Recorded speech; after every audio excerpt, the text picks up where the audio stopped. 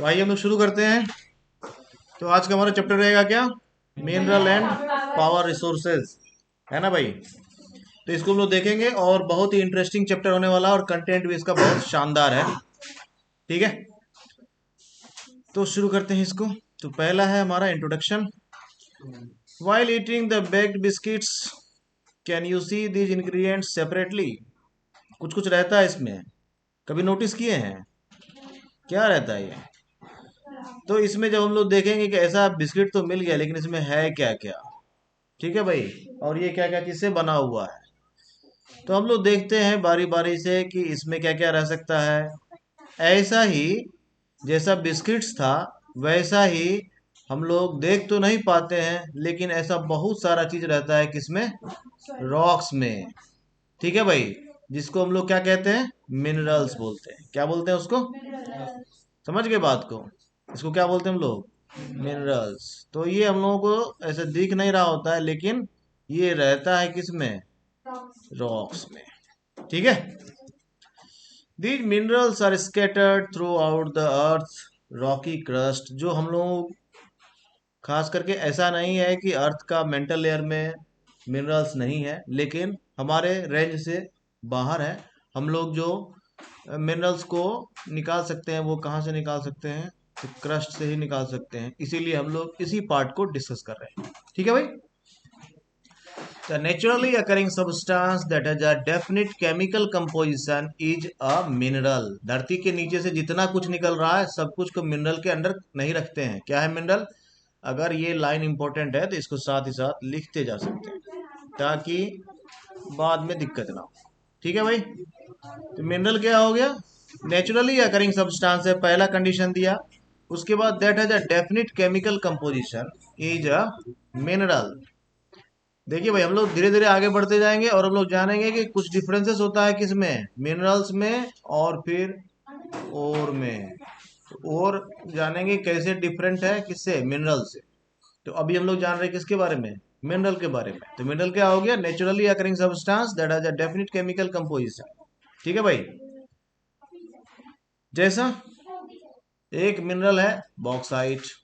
Bauxite क्या है actually? और है किसका? एल्यूमिनियम का, है ना? तो एल्यूमिनियम ऑक्साइड, आयरन ऑक्साइड और सिलिका, ये किसमें रहता है? Minerals are not evenly distributed over space. Minerals के साथ क्या है? इसका डिस्ट्रीब्यूशन सब जगह इवन नहीं है, इक्वल डिस्ट्रीब्यूशन नहीं है। They are concentrated in a particular area और रॉक फॉर्मेशंस।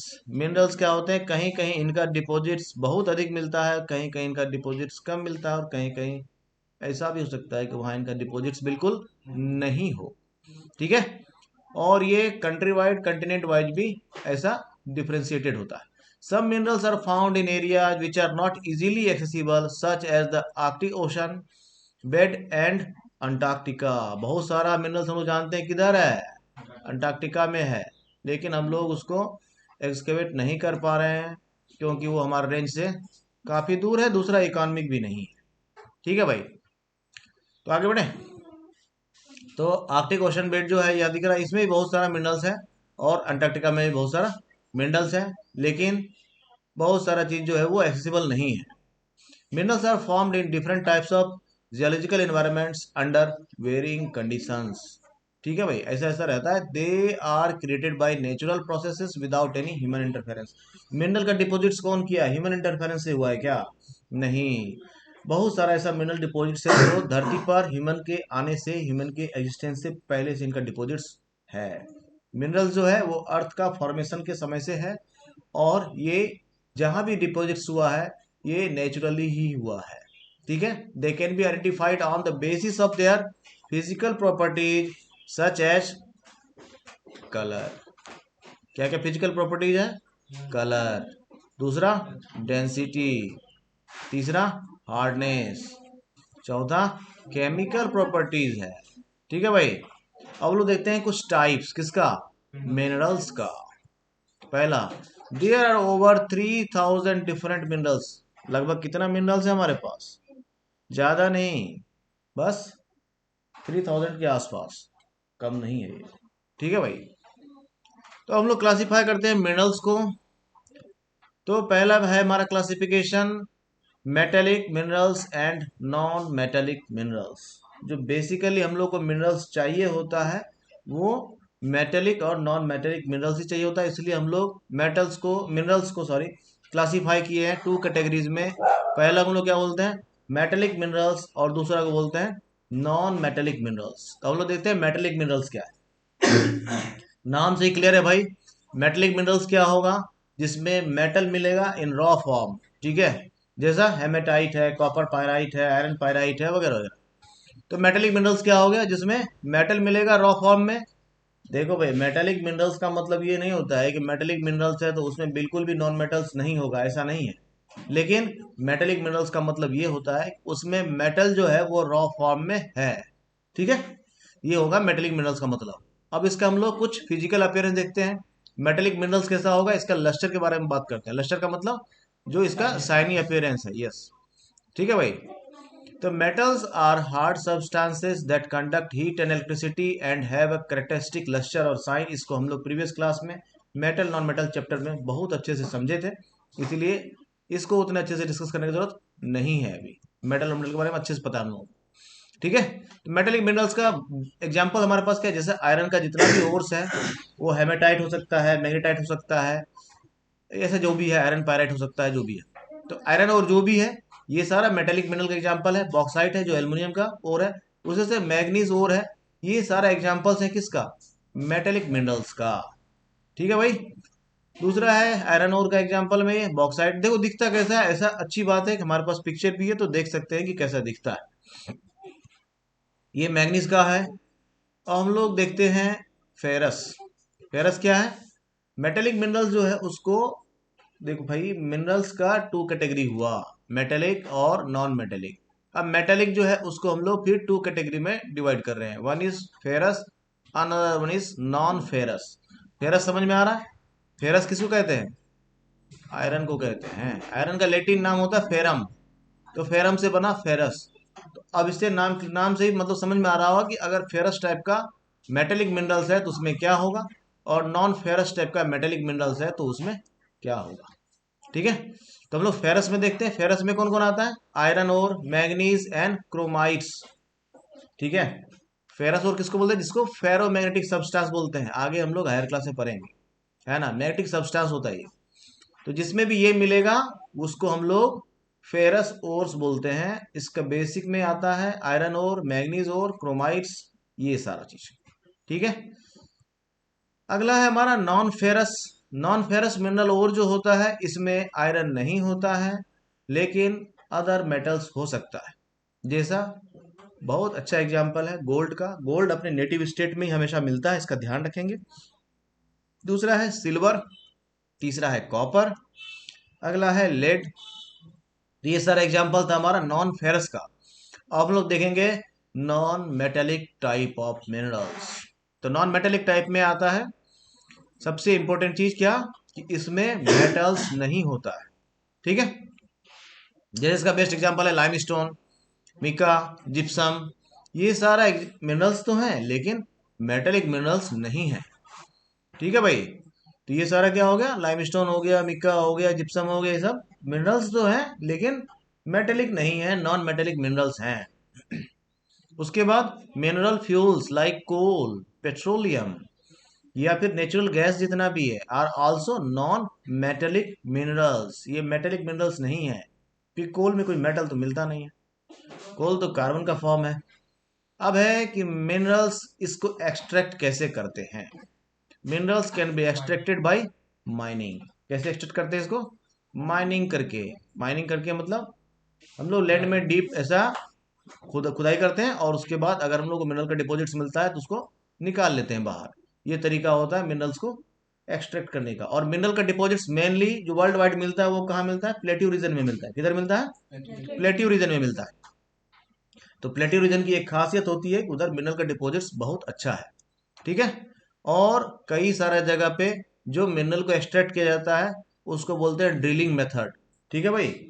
क्या बोलते हैं, ड्रिलिंग मेथड, ठीक है। और एक तरीका होता है इसको बोलते हैं क्वेरिंग मेथड, ठीक है भाई।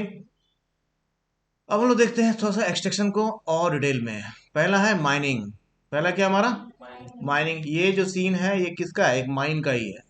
तो धरती के नीचे ऐसा कोई माइन है जिसके अंदर काम चल रहा है और ये लोग उसके अंदर है। कई बार हम लोग जानते हैं कि माइन के अंदर ऐसा कोई गैस, पॉइजनस गैस की वजह से कई सारे लोगों की जान चली जाती है। कई सारा ऐसा जगह माइंस जो है वो ढह जाता है और उसमें कई सारे लोग दब के भी अपनी जान गंवा चुके हैं। ठीक है भाई। तो the process of taking out minerals from rocks buried under the earth surface is called mining. Mining समझ में आ गया क्या है?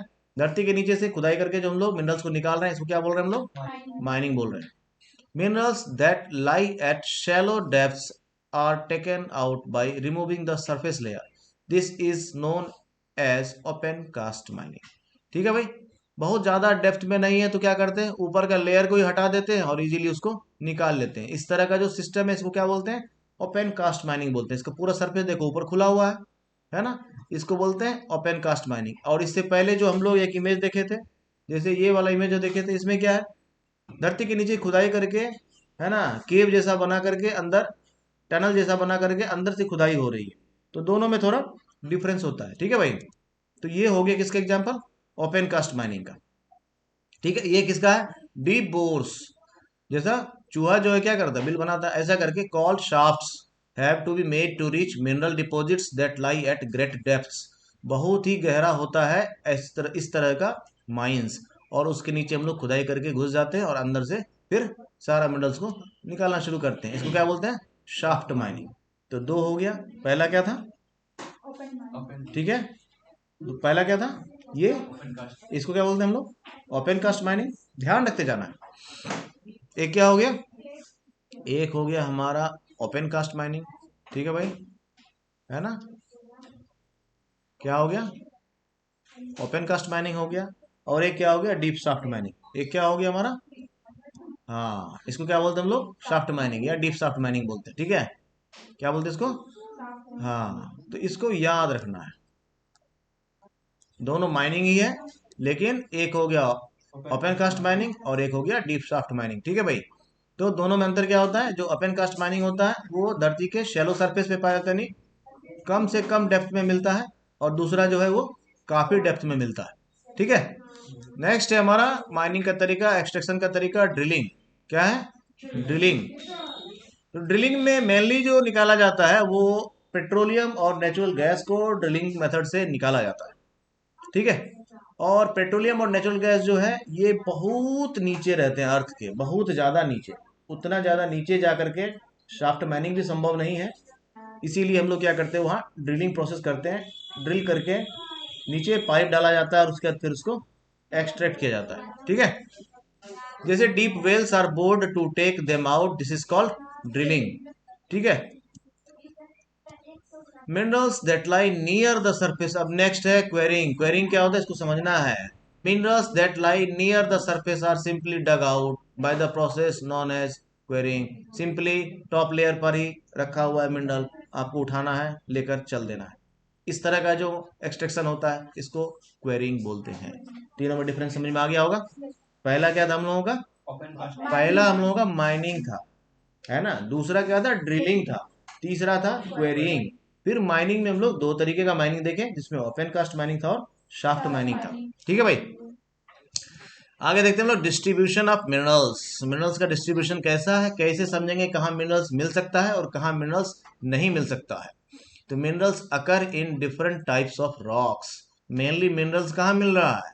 रॉक्स में मिल रहा है। डिफरेंट टाइप्स ऑफ रॉक्स में मिल रहा है। और डिफरेंट टाइप्स ऑफ रॉक्स जो होता है उसमें डिफरेंट टाइप्स ऑफ मिनरल्स मिलते हैं। Some are found in igneous rocks, some in metamorphic rocks while others occur in sedimentary rocks। भाई ये तीनों तीन तरह का रॉक्स होता है। इग्नियस रॉक्स जो बेसिकली होता है, ये वॉल्केनिक इरप्शन से जो रॉक्स निकलते हैं उसको हम लोग इग्नियस रॉक्स बोलते हैं।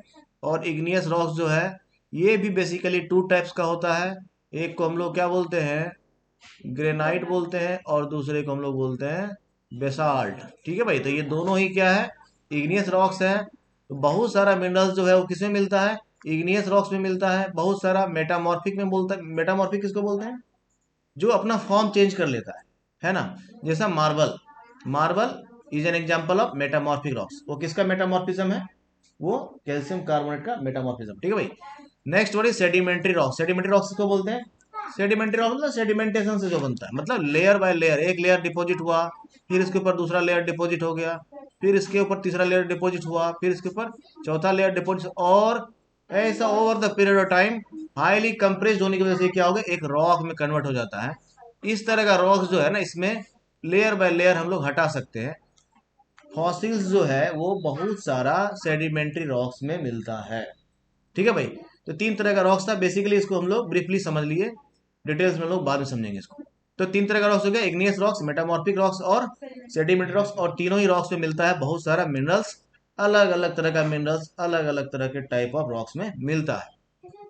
Generally, metallic minerals are found in igneous and metamorphic rock formations that form large plateaus. Plateaus जो है उसमें बेसिकली जो मिनरल्स मिलता है वो कहाँ मिलता है, कौन सा मिनरल्स, मेटालिक मिनरल्स। कहाँ मिलता है, इग्नियस रॉक में और मेटामॉर्फिक रॉक्स में। कहाँ मिलता है, तो प्लेट्यू रीजन्स में। ठीक है भाई। मिनरल्स ऐसे भी ज्यादातर जो मिलता है वो किधर मिलता है, प्लेट्यू रीजन्स में ही मिलता है। ठीक है। इसका एग्जाम्पल क्या है, इग्नियस एंड मेटामॉर्फिक रॉक्स का, आयरन ओर इन नॉर्थ स्वीडन। नॉर्थ स्वीडन में जो आयरन ओर का डिपॉजिट्स है उसका एग्जाम्पल क्या है, बेस्ट एग्जाम्पल है किसका, इग्नियस एंड मेटामॉर्फिक रॉक्स का। ठीक है। कॉपर एंड निकल डिपॉजिट्स इन ओंटारियो कनाडा। ये हो गया कौन सा कंटिनेंट है ये, कौन बताएगा ये कौन सा कंटिनेंट है, नॉर्थ अमेरिका। बहुत अच्छे। तो नॉर्थ अमेरिका में तीन मेजर कंट्री हम लोग देखे थे, ये हो गया कनाडा, ये हो गया यूएसए, और ये हो गया मैक्सिको। ठीक है भाई। और ये भी, ये अलास्का क्षेत्र है, इसको भी यूएसए का ही पार्ट मानते हैं। तो अभी जो हम लोग एग्जाम्पल देख रहे थे वो किसका देख रहे थे, हाँ ओंटारियो का। ओंटारियो कहाँ पड़ता है, कनाडा में पड़ता है, और यहाँ पर जो डिपॉजिट्स है वो किसका है, कॉपर और निकल का डिपॉजिट्स है। ठीक है भाई। और ये भी बेस्ट एग्जांपल है किसका, मिनरल का, मिनरल मेटेलिक मिनरल्स का, जो मिलता है कहाँ, इग्नियस और मेटामॉर्फिक रॉक्स में। ठीक है। उसके बाद आते हैं हम लोग कहाँ, साउथ अफ्रीका। और ये कंटिनेंट कौन सा है, अफ्रीका है, अफ्रीकन कंटिनेंट। ठीक है भाई। तो साउथ अफ्रीका हम लोग जानते हैं कि मिनरल डिपॉजिट्स में, पूरा अफ्रीकन कंटिनेंट में मिनरल का डिपॉजिट्स बहुत ज्यादा है। तो यहाँ पर साउथ अफ्रीका में जो है, यहाँ पर इग्नियस और मेटामॉर्फिक रॉक्स में क्या मिल रहा है, आयरन, निकेल, क्रोमाइट्स और प्लेटिनम का मिनरल्स। ठीक है। जो भी चीज में इंपॉर्टेंट लगेगा साथ ही साथ दिखते जाना है। नेक्स्ट है sedimentary rock formations of plains and young fold mountains. Young fold mountain किसको कहते हैं, इंपॉर्टेंट लाइन आ गया है ना। हिमालय इसका बेस्ट एग्जांपल है। ठीक है। हिमालय भी फोल्डेड माउंटेन है और उसको यंगेस्ट माउंटेन बोलते हैं, यंगेस्ट फोल्डेड माउंटेन बोलते हैं। ठीक है। और इसमें मिलता है क्या, ज्यादातर मिलता है non metallic minerals like limestone. ठीक है। जैसा, तो इसका है कोकसस रीजन ऑफ फ्रांस, यहाँ क्या मिल रहा है, नॉन मेटेलिक मिनरल्स मिल रहा है। और ये कौन सा कंटिनेंट है, यूरोप। कौन सा कंटिनेंट है, यूरोप। ठीक है। उसके बाद मैग्नीज डिपॉजिट्स मिलता है कहाँ, जॉर्जिया और यूक्रेन में। यूक्रेन अभी काफी फेमस चल ही रहा है, सब लोग समझ ही रहे होंगे, है ना। रूस और यूक्रेन में काफी अच्छी दोस्ती चल रही है अभी। और पूरे वॉर पूरे वॉर का माहौल बना हुआ है भाई यूक्रेन में। ठीक है। तो मैग्नीज का डिपॉजिट्स कहाँ है, जरा जॉर्जिया और यूक्रेन में। ये सारा हम लोग अभी वर्ल्ड वाइड देख रहे हैं, जॉर्जिया का लोकेशन मिल रहा है सबको। ठीक है। और यूक्रेन का भी लोकेशन सबको दिख रहा है ना। ठीक दिख रहा है, ऊपर में रसिया, नीचे यूक्रेन, इसीलिए दोनों में चल रहा है कार्यक्रम। नेक्स्ट है phosphate beds of Algeria. Algeria कहाँ है, कौन सा कंटिनेंट है ये, अफ्रीका है। साथ ही साथ हम लोग सारा कुछ करते जा रहे हैं। और ये फॉस्फेट दिखता कैसा है ये भी देखते जाना है। ठीक है। तो ऐसा दिखता है ये भाई, मोस्ट ऑफ द मिनरल जो है ना दिखता बड़ा सुंदर है, ये बात तो है। तो फॉस्फेट बेड्स कहाँ मिल रहा है, अल्जीरिया में। और ये एग्जाम्पल किस तरह के रॉक का है, सेडिमेंट्री रॉक्स का है। ठीक है। Mineral fuels such as coal and petroleum are also found in the sedimentary strata. कहाँ मिलता है, ये भी सेडिमेंट्री रॉक से मिलता है। कौन सा, कोल एंड पेट्रोलियम। ठीक है भाई, समझ में आ गया। आगे बढ़े। अब है डिस्ट्रीब्यूशन ऑफ मिनरल्स एशिया में, देखते हैं। China and India have large iron ore deposits. हमारे देश के पास कोल का डिपॉजिट्स काफी अच्छा है, और हमारे देश के पास आयरन का डिपॉजिट्स भी काफी अच्छा है। ठीक है भाई। और साथ ही साथ हमारे नेबरिंग कंट्री चाइना में भी ओर का डिपॉजिट, कौन सा ओर का, आयरन ओर का डिपॉजिट्स काफी अच्छा है। ठीक है, ये हो गया। ये कौन सा कंट्री है? हमारा प्यारा देश हो गया, हमारा प्यारा भारत हो गया। और हम लोग किस कंटिनेंट में है? एशिया में है भाई, ठीक है। और ये हो गया हमारा पड़ोसी, और हमारे पड़ोसी के ऊपर में जो कंट्री ये हो गया रसिया, ठीक है। तो the continent produces more than half of the world tin. कौन सा कंटिनेंट? एशिया। एशिया। दुनिया में जितना टीन का प्रोडक्शन हो रहा है, टीन कौन सा? टीन कौन सा भाई? टीन किसको बोलते हैं? टीन ये नहीं समझना कि ऐसा जो हम लोग किचन ऑयल खरीदते हैं तो वो ऐसा एक कैन में आता है ना, तो हम लोग इसको क्या कहते हैं? हम लोग इसको टीन बोल देते हैं। तो टीन का मतलब ये नहीं होता। टीन इसको हम लोग, एक कैन है, इसको हम लोग इस बॉक्स को बोलते हैं टीन। टीन एक्चुअली एक मेटल है ना, जिसका लैटिन नाम क्या होता है? स्टेनम होता है, और उसका सिंबल होता है एसएन। ठीक है, हम लोग यहाँ पर उस टीन की बात कर रहे हैं। ठीक है भाई, यहाँ टीन, और ये जो बॉक्स रहता है ना जिसको हम लोग टीन बोलते हैं, एक्चुअली आयरन है। तो इसमें कंफ्यूजन नहीं होना चाहिए, ये एक्चुअली क्या है? आयरन है। आयरन का एक थीन सीट का बॉक्स रहता है जिसको हम लोग टिन बोलते हैं। लेकिन यहाँ जो टिन की बात की जा रही है, ये टिन मेटल है, और ये अलग मेटल होता है अदर देन आयरन, और उसका लैटिन नाम होता है स्टेनम, और उसका सिंबल होता है S N, S capital N small. ठीक है भाई, तो दुनिया में जितना भी प्रोडक्शन हो रहा है टीन का, उसका आधा कौन प्रोड्यूस कर रहा है अकेले? एशिया कर रहा है भाई। ठीक है, China, Malaysia and Indonesia are among the world's leading tin producers. ठीक है, लीडिंग प्रोड्यूसर्स कौन कौन है टीन का? चाइना, मलेशिया और इंडोनेशिया। देखिए भाई, हम लोग ऐसा धीरे धीरे इनको जानते चले जाएंगे, और ये जीके के पॉइंट ऑफ व्यू से बहुत इंपॉर्टेंट है, और आगे भी बहुत काम देने वाला है, इसलिए इसको पूरा ध्यान से समझना है। तो हो गया हमारे पास कौन कौन कंट्री? चाइना, मलेशिया और इंडोनेशिया। एशिया जो है वो दुनिया का आधा से अधिक टीन अकेले प्रोड्यूस करता है, और उसमें लीडिंग प्रोड्यूसर कौन कौन हो गया? चाइना, मलेशिया और इंडोनेशिया। ठीक है, मलेशिया का लोकेशन दिख रहा है, कहाँ है मलेशिया? ये है ना, ये हो गया मलेशिया। और इंडोनेशिया दिख ही रहा है। इंडोनेशिया क्या है? ऐसा ग्रुप ऑफ आइलैंड्स है, एक आइलैंड इधर है, एक यहाँ है, एक यहाँ है, इन सब को मिला करके क्या बोलते हैं? इंडोनेशिया, है ना। इंडोनेशिया के साथ एक बहुत महत्वपूर्ण चीज नहीं लगा? इंडोनेशिया का नाम में क्या है? इंडो है और एशिया है ना। इसका मतलब नहीं है कि इंडिया इन एशिया, है ना, है ना, है ना भाई। तो इंडोनेशिया का कल्चर भी जो है ना, ये बहुत कुछ मिलता है किससे? इंडिया से। ठीक है, तो आगे बढ़ते हैं हम लोग भाई।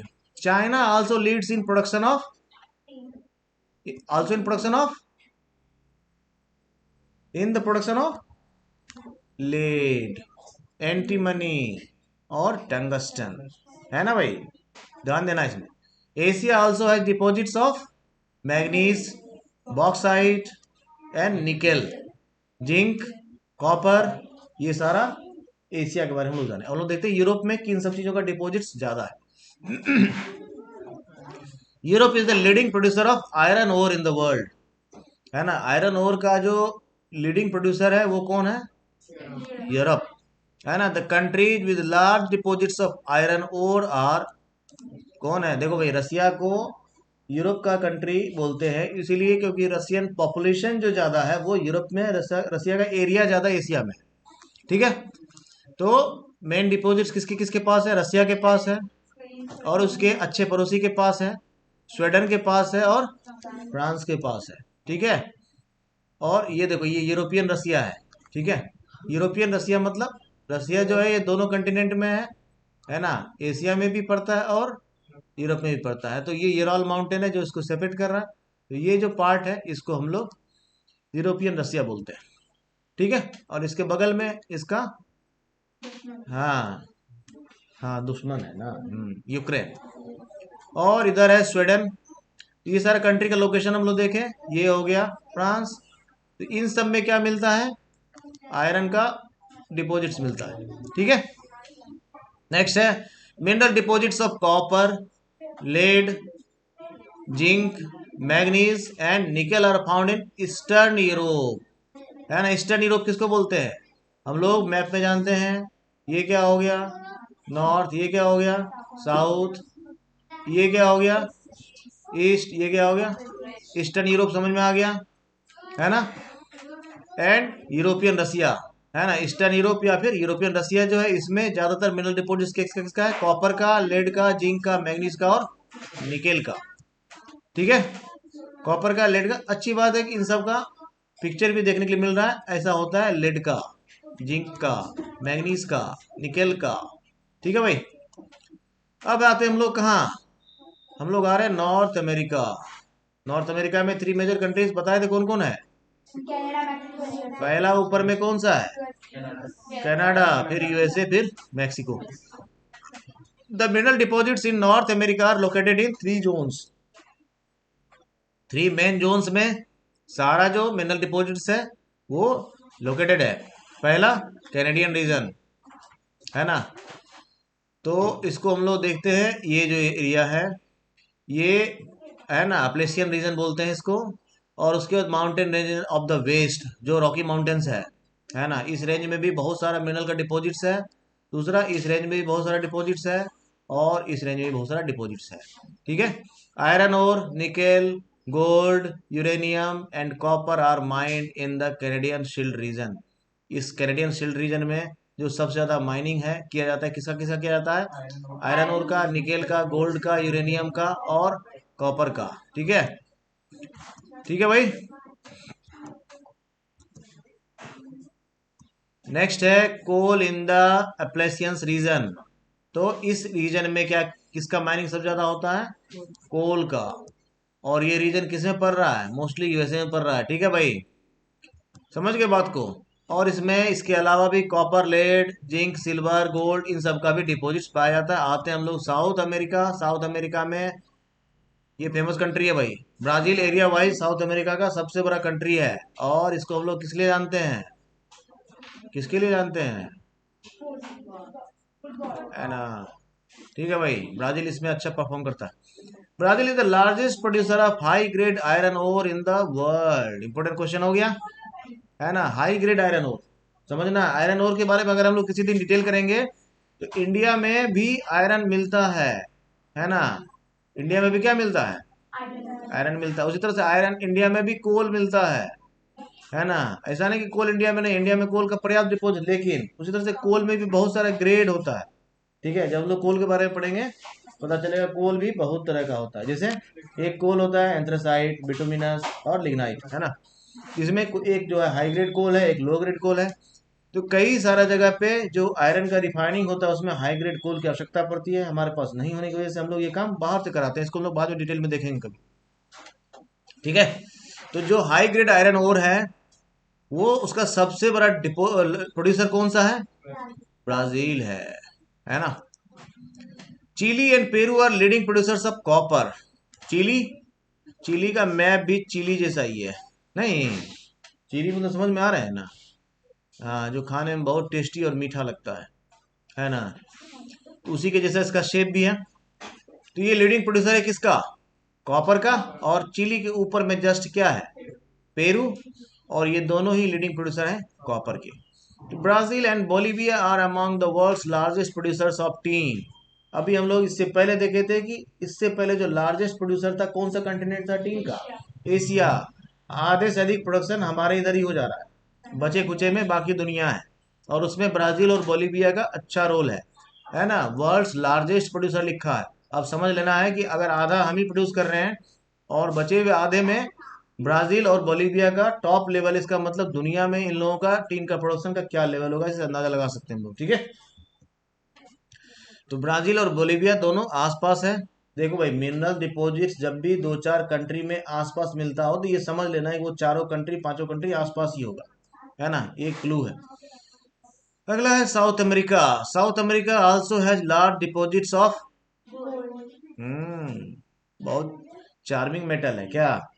गोल्ड के साथ महत्वपूर्ण बात क्या है ना, गोल्ड अपने नेटिव स्टेट में मिल जाता है। सीधा जाइए, उठाइए और चल दीजिए, इस टाइप का है ना। दूसरा सिल्वर, सारा मजेदार मेटल इन्हीं लोगों के पास है लगता है ना। हमारे पास आयरन और कोयला है बस। नेक्स्ट है जिंक, क्रोमियम। ये सब कहाँ मिल रहा है भाई? South America.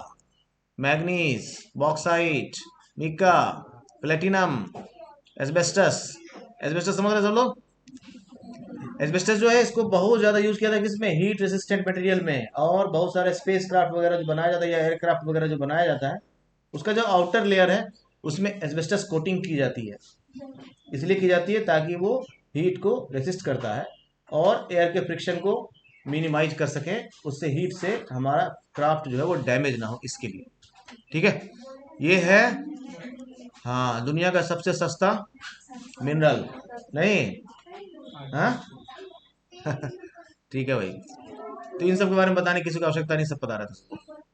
तो mineral oil is found in Venezuela, Argentina, Chile, Peru and Colombia, है ना। मिनरल ऑयल कहाँ मिल रहा है, साउथ अमेरिका में।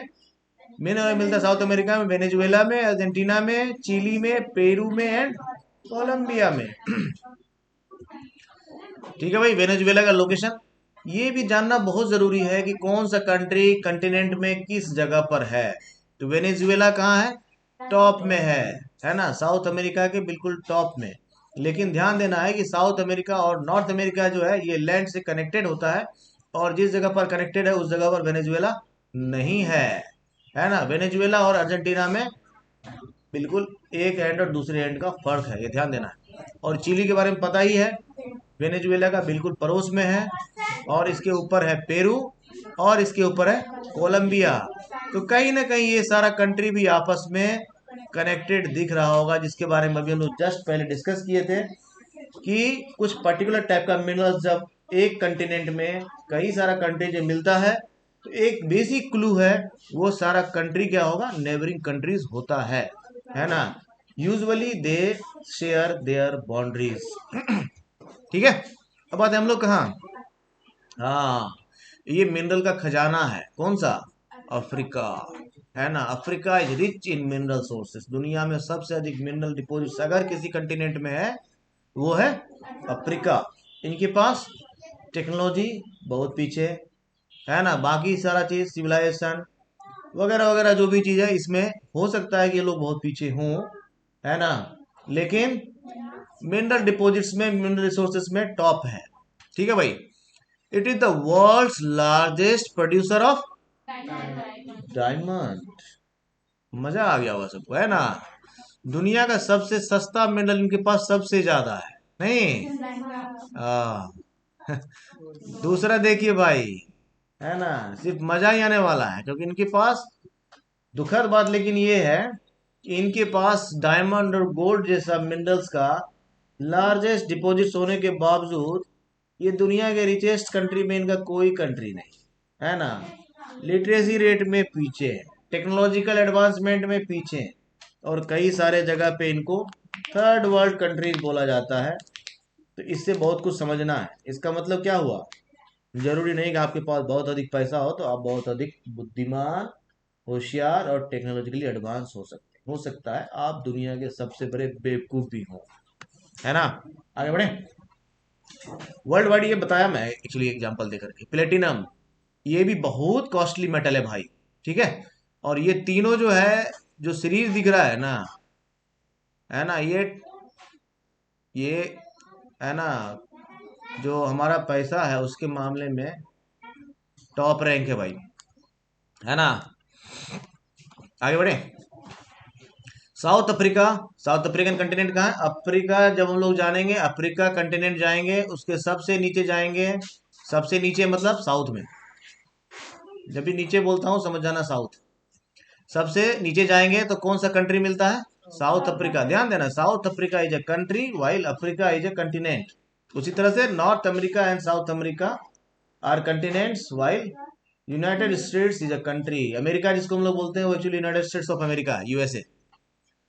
ठीक है भाई, तो South Africa, Zimbabwe and Zaire produce a large portion of the world's gold. दुनिया में जितना भी गोल्ड हो रहा है उसका मेजर पोर्शन किनके पास है, साउथ अफ्रीका के पास, जिम्बाब्वे के पास और जायरे के पास। फिर वही बात जो बताया कि किसी भी कंट्री में अगर कोई मिनरल है उसका लार्जेस्ट प्रोड्यूसर कुछ कंट्रीज होगा तो वो हमेशा आसपास ही होता है, usually they share their boundaries. Next है the other minerals found in Africa are copper, iron ore, chromium, uranium को most of the mineral deposits are found in Africa, है ना। Other mineral found in Africa are copper, iron और chromium, uranium. Uranium ये भी दुनिया को lead करने वाला मिनरल है भाई। जैसे अभी हम लोग देखें डायमंड को, गोल्ड को, प्लेटिनम को, उसी सीरीज में आता है कौन, यूरेनियम को। यूरेनियम से हम लोग ऑर्नामेंट्स नहीं बनाते हैं, हम लोग हमारे पर्सनल यूज में नहीं आता है, लेकिन कंट्री वाइज ये बहुत इंपॉर्टेंट मिनरल माना जाता है। ठीक है, आगे बढ़ते हैं। तो कॉपर हो गया, आयरन ओर हो गया, क्रोमियम हो गया, यूरेनियम हो गया, कोबाल्ट हो गया, ये सारा जो है रिच है किधर, अफ्रीका में। और ऑयल भी मिलता है अफ्रीका में, कहाँ, नाइजीरिया, लीबिया, अंगोला। हालांकि ये सारा कंट्री जो है बहुत एडवांस कंट्री नहीं है, लेकिन इनके पास मिनरल डिपॉजिट्स काफी है ना। तो अफ्रीका में ऑयल कहाँ मिल रहा है, नाइजीरिया में, लीबिया में और अंगोला में। ठीक है, नाइजीरिया का लोकेशन क्या है, लीबिया का लोकेशन क्या है और अंगोला का लोकेशन क्या है, देख लिया भाई। इन सब में क्या मिलता है, ऑयल मिलता है। और हम लोग कहाँ आ रहे हैं, घूमते घूमते आ गए हम लोग ऑस्ट्रेलिया।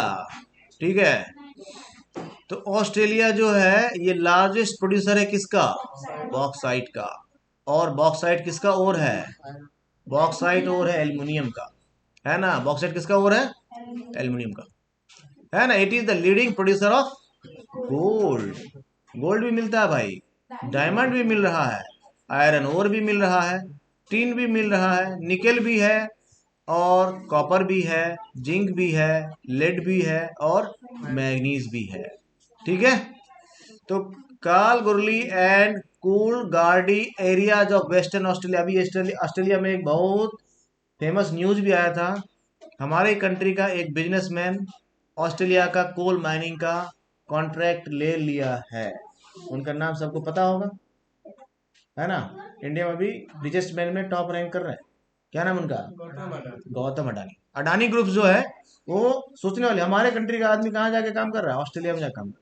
ऑस्ट्रेलिया का कोल माइंस का उनके पास कॉन्ट्रैक्ट है ना। इसके विरोध में ऑस्ट्रेलिया में स्ट्राइक भी हुआ था, है ना। ये पूरा कंटिनेंट है भाई, है ना। ऑस्ट्रेलिया कंटिनेंट भी है और ऑस्ट्रेलिया कंट्री भी है, ध्यान देना, है ना। तो अभी हम लोग आगे बढ़ते हैं। तो इनके पास क्या है, गोल्ड का अच्छा डिपॉजिट्स है ना। अब हम लोग आते हैं कहाँ, हाँ, जहाँ बहुत सारे लोग रहते हैं। ओह, यहाँ एक भी लोग नहीं रहता, है ना। अंटार्कटिका इतना बड़ा कंटिनेंट है, लेकिन यहाँ कोई रहता नहीं है, साइंटिस्ट लोग रहते हैं, है ना, अपना रिसर्च करने के लिए बस। ठीक है, लेकिन ऐसा माना जा रहा है और कुछ साइंटिफिक एविडेंसेस ये बताते हैं कि यहाँ पर मिनरल डिपॉजिट्स पर्याप्त मात्रा में है ना। इसकी प्रोबेबिलिटी बताई जाती है। ठीक है, और यहाँ पर हो सकता है कि कोल और पेट्रोलियम भी हो सकता है बाकी अदर प्रीसियस मिनरल डिपॉजिट्स भी हो, है ना। तो significant size of deposits of coal in the Trans Antarctic Mountains and iron near the Prince Charles Mountains of East Antarctica is forecasted. Forecasting किया जाता है, मतलब प्रिडिक्शन किया गया है कि इस जगह पर ऐसा होगा।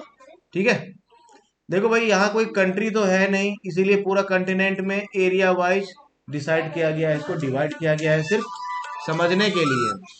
ठीक है, ठीक है भाई, हम लोग आगे बढ़ते हैं। तो इसमें कोई कंट्री नहीं होने की वजह से क्या किया गया, इसको एरिया वाइज सिर्फ समझने के लिए, लोकेशन को समझने के लिए इसको डिवाइड कर दिया गया। ठीक है, और प्रेडिक्ट किया जा रहा है कि इसमें बहुत सारा, तो ये प्रिंस चार्ल्स एरिया है जिसको हम लोग देख रहे हैं, और ये ट्रांस अंटार्कटिक माउंटेन है, और माना जा रहा है कि इसमें बहुत सारा मिनरल डिपॉजिट्स होगा, किसका, कोल का। ठीक है, mineral present in sufficient quantities are iron और, ये सारा प्रिडिक्शन है भाई, है ना, किसी को मिला नहीं है ना, क्योंकि इतना नीचे कौन खुदाई करेगा। अंटार्कटिका में जो आइस का थिकनेस है वो लगभग 5 to 6 किलोमीटर है, इतना गहरा कौन खोदेगा जा करके। और आयरन निकालने के लिए 6 किलोमीटर गड्ढा कौन करेगा, और कर भी लेगा तो निकालना इकोनॉमिक नहीं होगा। एक तो अंटार्कटिका में मिलेगा, वहां से लाएगा कैसे लोग, है ना। गोल्ड मिले तो लाना संभव भी है, डायमंड मिले तो लाने का कोई पॉइंट भी बनता है ना। उतने दूर से आयरन और कोल ला करके करेगा ही क्या, है ना। इसीलिए इकोनॉमिकली फिजिबल है नहीं, अगर मिल भी जाता है तो इसमें प्रिडिक्ट किया जा रहा है कि आयरन ओर होगा, गोल्ड होगा, सिल्वर होगा और नेचुरल गैस और ऑयल का डिपॉजिट्स भी हो सकता है। ठीक है, अब हम लोग कहाँ आ रहे हैं? अपने प्यारे देश में आ रहे हैं, है ना। दुनिया घूम घाम के कहाँ पहुंच रहे हैं अब हम लोग? हम लोग पहुंच रहे हैं अब इंडिया। तो अब ये हो गया और इम्पोर्टेंट थोड़ा सा, अब इसको और ध्यान से देखना है ना। इंडिया में आते हैं और सबसे पहले किसको देखते हैं? आयरन। मेटल के केस में अगर सबसे ज्यादा इंपॉर्टेंट कोई मेटल है तो कौन सा है? आयरन। आयरन जो है वो हिस्ट्री चेंज करने वाला मेटल था, पता है नहीं बात? आयरन से पहले आया था कॉपर, लेकिन कॉपर जो है वो बहुत ज़्यादा हम लोगों को सिविलाइजेशन को भी ग्रोथ नहीं दिया था, क्योंकि कॉपर बहुत सॉफ्ट मेटल होता है इन कंपैरिजन टू आयरन। हाँ, तो भाई हम लोग थे इंडिया में, और हम लोग इंडिया में क्या पता कर रहे थे? आयरन का डिस्ट्रीब्यूशन देख रहे थे कि इंडिया में आयरन का डिस्ट्रीब्यूशन किधर किधर है और कितना कितना है। ठीक है, India has deposits of high grade iron ore. हमारे पास क्या है? आयरन ओर का डिपॉजिट्स है, और हाई ग्रेड आयरन ओर का डिपॉजिट्स भी है। ठीक है, तो हम लोग अब देखेंगे इंडिया के मैप में कौन सा ओर कहाँ है, मतलब आयरन का ओर पहले देखेंगे कहाँ है, और ये मेनली कहाँ मिल रहा है, ये अच्छे से पता है हम लोगों को। और झारखंड में इस पे शुरू से कौन सा काम कर रहा है? कौन काम कर रहा है? कौन काम कर रहा है भाई? इसमें काम कर रहा है कौन? यस, है ना, Tata iron and steel company है ना। दूसरा किधर मिल रहा है? उड़ीसा। ध्यान देना, फिर आसपास ही है भाई। तीसरा कौन सा है फिर? छत्तीसगढ़। देखो आसपास है सब। तो जो आयरन का मेन डिपॉजिट्स है, हाई ग्रेड आयरन का, कहाँ कहाँ है?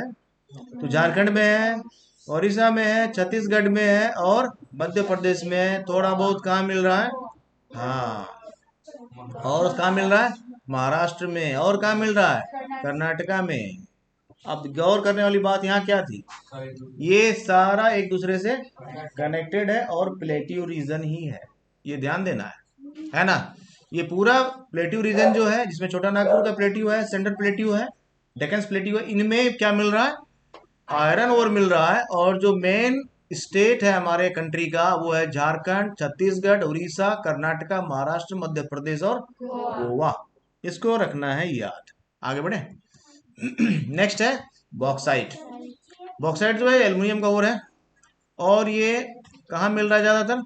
झारखंड में बहुत सारा मिनरल्स मिलता है भाई, है ना, क्योंकि झारखंड है प्लेट्यू रीजन। जो भी प्लेट्यू रीजन है, चाहे वो झारखंड हो, छत्तीसगढ़ हो, एमपी हो, महाराष्ट्र हो, जो भी प्लेट्यू रीजन होगा वहां पे मिनरल्स का डिपॉजिट्स होगा ही होगा ठीक है, तो बॉक्साइट का मेन डिपॉजिट्स किधर मिल रहा है? झारखंड में मिल रहा है, फिर उड़ीसा में मिल रहा है, फिर छत्तीसगढ़ में है, फिर रिपीट हो रहा भाई, ध्यान देना, है ना। गुजरात में भी मिलता है बॉक्साइट, एक नया स्टेट है। महाराष्ट्र में मिल रहा है, और तमिलनाडु और गुजरात दो नया स्टेट आया, जिसमें कि आयरन ओर का डिपॉजिट्स नहीं था, लेकिन बॉक्साइट ओर का डिपॉजिट्स है। ठीक है, इसमें ओडिशा का नाम ध्यान देना है। Odisha is the largest producer of bauxite in India with 34.97%. It is approximately 35% of the country's total production in 2009-10। 2009-10 में जितना प्रोडक्शन हुआ था पूरे कंट्री में बॉक्साइट का, उसका 35% अकेले कौन प्रोड्यूस किया था? उड़ीसा, है ना। तो याद रखना है, ये एक जीके का भी क्वेश्चन हो गया। लार्जेस्ट प्रोड्यूसर है बॉक्साइट का कौन? उड़ीसा। ठीक है, नेक्स्ट वन इज मिका, है ना। तो मिका डिपॉजिट्स मेनली अकर इन, फिर से झारखंड। यानी मिनरल के बारे में कोई क्वेश्चन पूछा जाए, अगर कुछ नहीं समझ में आए तो तुम हाँ ऐसा गोली चला सकते हो, झारखंड निशाने पे लग जाएगा, है ना। दूसरा, हाँ बिहार में अगर कोई एक मिनरल मिल रहा है तो वो बस, है ना। पहले बिहार झारखंड एक ही था, जब से झारखंड अलग हो गया सारा मिनरल्स हमारे से अलग हो गया, है ना। तो मीका कहाँ का मिल रहा है भाई? बिहार में मिल रहा है, झारखंड में मिल रहा है, राजस्थान में मिल रहा है, आंध्र प्रदेश में मिल रहा है ना। और यहाँ पर एक बहुत इंपॉर्टेंट क्वेश्चन है, क्या इंडिया जो है वो लार्जेस्ट प्रोड्यूसर है किसका? और एक्सपोर्टर भी है, ध्यान देना है ना। पूरी दुनिया में सबसे ज्यादा एक्सपोर्ट मीका का कौन कर रहा है? हमारा प्यारा भारत कर रहा है। और इसका प्रोड्यूसर भी सबसे बड़ा कौन है? तो हमारा प्यारा भारत ही है। और उसमें कौन कौन स्टेट में हो रहा है? तो राजस्थान में, आंध्र प्रदेश में, बिहार में और झारखंड। ठीक है। Next one is copper. It is mainly produce in Rajasthan, Madhya Pradesh, Jharkhand. Jharkhand तो फिक्स है, कुछ भी मिनरल हो ना, आंख बंद करके एक स्टेट तो झारखंड लगा ही देना है। तो it is mainly produce in Rajasthan, Madhya Pradesh, Jharkhand, Karnataka, Andhra Pradesh. ठीक है भाई। कहाँ कहाँ मिल रहा है? राजस्थान में मिल रहा है, मध्य प्रदेश में मिल रहा है, झारखंड में मिल रहा है, आंध्र प्रदेश में मिल रहा है और कर्नाटका में मिल रहा है ना। Next one is manganese. Manganese जो है ये कहाँ है? तो महाराष्ट्र में है, मध्य प्रदेश में है, छत्तीसगढ़ में है, उड़ीसा में है और कर्नाटका में है, आंध्र प्रदेश में है, ध्यान देना है, झारखंड नहीं है। तो इसका मतलब झारखंड में अगर कोई मिनरल नहीं मिल रहा है तो वो कौन सा है? मैग्नीज है, ये ध्यान देना है। तो झारखंड के लिए अच्छी बात क्या है ना कि बाकी सारे स्टेट के लिए याद करना है कि कौन सा मिनरल का डिपॉजिट है, और झारखंड के लिए याद रखना है कौन सा मिनरल का डिपॉजिट नहीं है। तो मैग्नीज का डिपॉजिट झारखंड में नहीं है। बाकी मैग्नीज का डिपॉजिट किधर किधर है? मध्य प्रदेश, छत्तीसगढ़, उड़ीसा, महाराष्ट्र, कर्नाटका और आंध्र प्रदेश। और इसमें क्या है? उड़ीसा क्या है? मैग्नीज का, मैग्नीज का और उसका लार्जेस्ट प्रोड्यूसर है कौन? उड़ीसा, है ना। उड़ीसा एक और चीज में लार्जेस्ट प्रोड्यूसर था, क्या था? बॉक्साइट का, है ना। कितना परसेंट था? 34.9%। हाँ, अप्रोक्सीमेटली 35%, है ना। 2009-10 का डेटा था। नेक्स्ट है लाइमस्टोन। तो नाम से ही समझ में आ रहा है कहाँ ज्यादा मिलने वाला होगा, है ना। कहाँ मिलता है ये? बिहार में एक और मिनरल मिल रहा था, मिका, है ना। तो एक और हो गया क्या? लाइमस्टोन। बिहार में दो मिनरल मिलने लगा, कौन कौन? लाइमस्टोन और, हाँ, झारखंड में मिल रहा है, उड़ीसा में मिल रहा है, मध्य प्रदेश में मिल रहा है, छत्तीसगढ़ में मिल रहा है, गुजरात में मिल रहा है, राजस्थान। देखो भाई लाइमस्टोन अप्रोक्सीमेटली तुम देखोगे तो थ्रू आउटली सब जगह मिलता है थोड़ा बहुत, ठीक है। कहीं डिपॉजिट ज्यादा है, कहीं डिपॉजिट कम है, लेकिन लाइमस्टोन सब जगह मिलता है ना। तो मेजर डिपॉजिट्स कहाँ है? बिहार में है, झारखंड में है, छत्तीसगढ़ में है, उड़ीसा में है, तमिलनाडु में है, गुजरात में है, मध्य प्रदेश में है। ठीक है। तो आगे बढ़े। लाइमस्टोन का मेजर डिपॉजिट्स कहाँ कहाँ हो गया? राजस्थान, गुजरात, मध्य प्रदेश, बिहार, झारखंड, छत्तीसगढ़, उड़ीसा और तमिलनाडु। यस।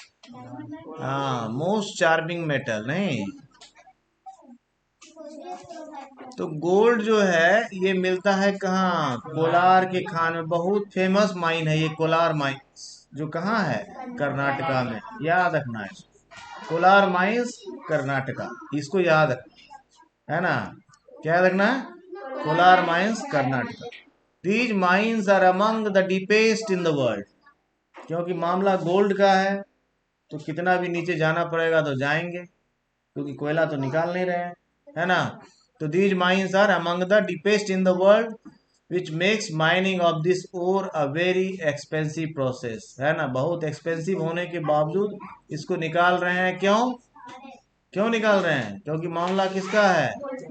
गोल्ड का। कोल का तो मामला है नहीं, है ना। और इतना नीचे अगर कोल रहता, आयरन रहता तो कोई निकालता नहीं, क्योंकि माइनिंग काफी एक्सपेंसिव हो जाएगा तो फिर कॉम्पिटिटिव नहीं हो पाएगा। क्योंकि मामला गोल्ड का है तो हम लोग डीपेस्ट माइनिंग भी कर लेते हैं। तो कोलार माइन कैसा है? Deepest, one of the deepest mine है वर्ल्ड का। समझ गए। अगला है साल्ट का। तो इंडिया में गोल्ड कहाँ कहाँ मिल रहा है समझ में आ गया ना।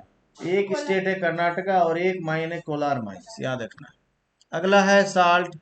तो नाम से क्लियर है कहाँ मिलेगा भाई? जो सी बेड्स है वहां मिलेगा, समंदर के किनारे वाले में। और गांधी जी जो है दांडी मार्च किए थे भाई, है ना। It is obtained from seas, lakes and rocks. Rock salt भी हम लोग को कुछ मिलता है ना। और बेसिकली जो साल्ट का सप्लाई है वो जो सी साल्ट है वही उसी से मिलता है ना। India is one of the world's leading producers and exporters of salt, है ना। समझ गए।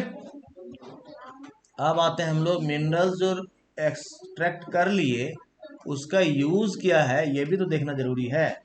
क्या? तो मिनरल्स का क्या क्या यूजेस है इसको देखना है। कुछ एक मिनरल्स का यूज तो तुम्हें समझ में आ रहा होगा, जिसमें गोल्ड है, सिल्वर है, डायमंड है, नहीं। लेकिन गोल्ड सिल्वर का और डायमंड का जो यूज हमको समझ में आ रहा है, उससे कहीं अधिक वाइड रेंज ऑफ यूजेज है इनका, है ना। हाँ, सबका, गोल्ड का भी, है ना।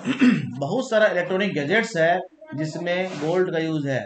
आजकल एक बहुत फेमस न्यूज में आया था, एक टेलीस्कोप बनाया गया है नासा के द्वारा।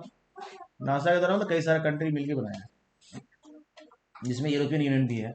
और वो हबल टेलीस्कोप से भी काफी काफी बड़ा और काफी एक्सपेंसिव टेलीस्कोप है, और उसमें गोल्ड का बहुत इस्तेमाल किया गया है। और क्यों किया गया है, इस पे काफी डिस्कशन हुआ था, कभी इसको हम लोग चर्चा करेंगे। ठीक है। Minerals are used in many industries. Industrial product, industrial material है, क्यों इंडस्ट्री में यूज करते हैं इसको भी समझना है। Minerals which are used for gems are usually hard. Gems के तौर पर भी यूज करते हैं, और जेम्स के तौर पर यूज करते हैं, ये ऑर्नामेंटल पर्पज से यूज होता है। ठीक है। These are then set in various styles for jewellery, है ना।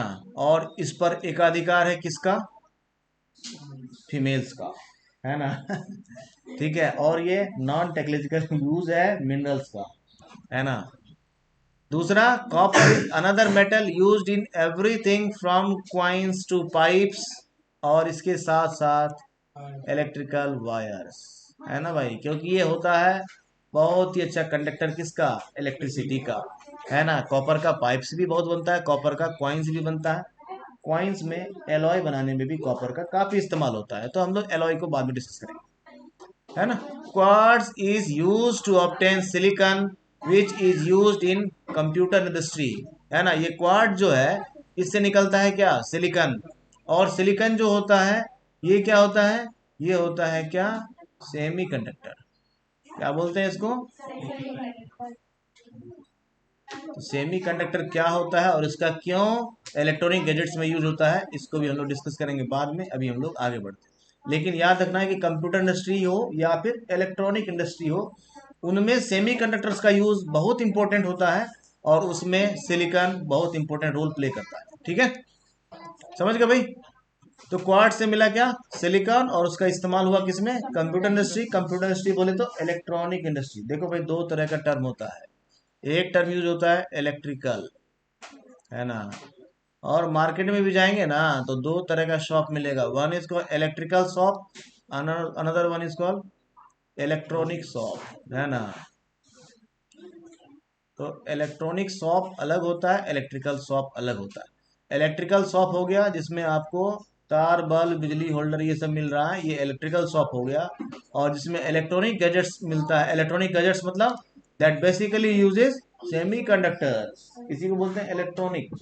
तो इलेक्ट्रॉनिक मटेरियल्स अलग है, इलेक्ट्रिकल मटेरियल्स अलग है। तो जो दुकान इलेक्ट्रिकल दुकान होता है उसमें इलेक्ट्रिकल गैजेट्स मिलता है, और जो दुकान इलेक्ट्रॉनिक होता है उसमें इलेक्ट्रॉनिक गैजेट्स मिलता है। ठीक है, दोनों डिफरेंस समझ में आ गया। तो ये बेसिकली डिफरेंस भी होता है किसका, सेमीकंडक्टर्स का। तो aluminium obtained from its ore, क्या नाम है ओर का, बॉक्साइट, है ना। तो बॉक्साइट जो है, ये बहुत अच्छा ओर माना जाता है किसका, एल्युमिनियम का, है ना। तो बॉक्साइट से मिला एल्युमिनियम, और एल्युमिनियम का यूज बेसिकली किस में होता है, ऑटोमोबाइल इंडस्ट्री में होता है। ठीक है भाई। और इसके साथ ही साथ जितना भी दुनिया में एयरक्राफ्ट्स बन रहा है उसमें भी एल्युमिनियम का बहुत यूज होता है। ठीक है भाई। तो ऑटोमोबाइल इंडस्ट्री और एयरक्राफ्ट्स वगैरह में बहुत यूज होता है, बहुत सारा मशीनरी में भी यूज होता है, क्योंकि एल्युमिनियम एक लाइटर मेटल होता है। ठीक है, और लेस कोरोसिव होता है। ठीक है भाई। अभी लिखा है एयरप्लेन्स में भी यूज होता है ना। क्यों, वेट, इनका लाइट वेट होने के कारण इस तरह का जगह पर इस्तेमाल किया जाता है। ठीक है। बॉटलिंग इंडस्ट्री में बहुत सारे एल्यूमिनियम कैन हम लोग देखते हैं, और यहाँ भी यूज होता है, क्यों, क्योंकि कोरोसिव नहीं होता है और लाइट वेट होता है। ठीक है। बिल्डिंग मटेरियल्स में भी यूज होता है, घर में भी हम लोग देखते होंगे कि ग्लास का जो फ्रेम होता है, डोर का फ्रेम होता है, वो एल्यूमिनियम का आता है। क्यों बनता है ज्यादातर, क्योंकि ये लेस कोरोसिव होता है। अगर उस जगह पे हम लोग अगर आयरन यूज करेंगे तो क्या होता है, आयरन में रस्टिंग होता है, एल्यूमिनियम में रस्टिंग नहीं होता है, इसके लिए हम लोग इस्तेमाल करते हैं, और लाइट वेट भी होता है। ठीक है। बहुत सारा कुकवेयर जो हमारा किचन यूटेंसिल्स है उसमें एल्युमिनियम पूरी तरह से छाया हुआ है भाई। ठीक है, एल्युमिनियम और उसका एलॉय। ठीक है। अब आते हैं हम लोग कंजर्वेशन ऑफ मिनरल्स। कंजर्वेशन मतलब प्रिजर्व करना। तो मिनरल्स को कंजर्व करने की क्या आवश्यकता है, इसीलिए आवश्यकता है ताकि हमारा नेक्स्ट जनरेशन जो है वो भी इसको इस्तेमाल कर सके। Minerals are a non renewable source. कैसा टाइप ऑफ सोर्स है ये? नॉन रिन्यूएबल है, ये ध्यान देना है। अगर ये रिन्यूएबल रहता फिर कोई मसला नहीं था, क्योंकि ये नॉन रिन्यूएबल है। एक बार यूज कर लिए, आयरन में एक बार रस्टिंग होकर खत्म हो गया तो उससे दोबारा आप आयरन नहीं पा सकते हैं, है ना। और इस तरह से धीरे धीरे सारा डिपॉजिट हमारा अगर खत्म हो जाएगा तो फिर हमारे नेक्स्ट जनरेशन के लिए कुछ नहीं बचता है ना। It takes thousands of years for the formation and concentration of minerals. इसीलिए हम लोग को क्या करना है, इसको समझदारी से इस्तेमाल करना है और इसको कोशिश करना है रीयूज कर लें, है ना। जैसे अगर हम लोग आयरन का कोई सामान हमारा वेस्ट हो जाता है तो हम लोग क्या करते हैं, उसको हम लोग उसको कबाड़ी में सेल कर देते हैं और कबाड़ी वाला उसको रीयूज कर लेता है, ठीक है भाई। मतलब जो इंडस्ट्री है, metal industry, the rate of formation is much smaller than the rate at which the humans consume these minerals. जितनी तेजी से हम लोग इसको इस्तेमाल कर रहे हैं, क्या उतनी तेजी से ये फॉर्मेशन हो रहा है? बिल्कुल नहीं, दूर दूर तक कोई संबंध नहीं, ठीक है। इसीलिए it is necessary to reduce wastage in the process of mining. Mining के प्रोसेस में जो वेस्टेज होता है उसको रिड्यूस करना चाहिए। दूसरा, रीयूजेबिलिटी को भी बढ़ाना चाहिए, है ना। Recycling and reusability. Recycling of metals is another way in which the minerals resources can be conserved. ठीक है भाई, समझ में आया। अब है पावर रिसोर्सेज, है ना। पावर इंडस्ट्री में आते हैं। पावर और energy plays a vital role in our lives. We also need power for industry. घर में भी चाहिए पावर, नहीं चाहिए? एग्रीकल्चर में भी चाहिए पावर, ट्रांसपोर्टेशन में चाहिए पावर, कम्युनिकेशन के लिए चाहिए पावर, डिफेंस के लिए चाहिए पावर। कुल मिलाकर अगर बात करें तो बात यह आती है कहाँ नहीं चाहिए पावर, है ना। हर जगह चाहिए एनर्जी भाई, बिना एनर्जी के कुछ नहीं हो सकता। हो सकता है क्या? हो सकता है क्या? अब हम लोग आते हैं पावर रिसोर्सेज में। तो पावर रिसोर्सेज जो है बेसिकली टू टाइप्स में डिवाइड किया गया है। One is called conventional resources, another one is non conventional resources, है ना। कन्वेंशनल रिसोर्सेज कौन कौन सा है? जो इजीली एक्सेसिबल है, जैसा कोल है, वुड है, ऑयल है, इसको हम लोग क्या बोलते हैं? Conventional resources. इसको समझने के लिए हम लोग बहुत इजीली ऐसे समझ सकते हैं। Conventional resources, conventional power resources में ऐसा सारे रिसोर्सेज रखा गया है जो डायरेक्ट यूज हो किया जा सकता है। जैसे कोल को कुछ करना नहीं पड़ता, है ना। सीधा आप कोल लीजिए और उसको जला लीजिए। वुड लीजिए, सीधा उसको जला लीजिए। नेचुरल गैस लेना है, सीधा इट स्टार्ट्स बर्निंग। उसमें कोई टेक्नोलॉजी चाहिए क्या? कोयला जलाने के लिए कोई टेक्नोलॉजी चाहिए क्या? लकड़ी जलाने के लिए कोई टेक्नोलॉजी चाहिए क्या? तो उनको ना प्रोसेस करना पड़ता है, ना उनको यूज करने के लिए कोई टेक्नोलॉजी चाहिए। तो ऐसा सारा पावर सोर्सेस जिसको हम लोग डायरेक्टली माइन करके यूज कर सकते हैं, वो सारा रिसोर्सेस क्या कहलाता है? कन्वेंशनल सोर्सेस ऑफ एनर्जी कहलाता है। कन्वेंशनल पावर सोर्सेस कहलाता है। तो कन्वेंशनल सोर्सेस ऑफ एनर्जी समझ में आ गया। तो एग्जांपल है इसका firewood, fossil fuels. Fossil fuels में जो भी है, कोल है, पेट्रोलियम है, ये सारा किस में आता है? कन्वेंशनल सोर्सेज ऑफ एनर्जी में आता है या कन्वेंशनल पावर सोर्सेज में आता है ना। फायरवुड का यूज हम लोग कहाँ करते हैं? कुकिंग में करते हैं, हीटिंग में करते हैं। और आज के डेट में भी फायरवुड हमारे कंट्री में विलेजेस में खूब यूज होता है ना।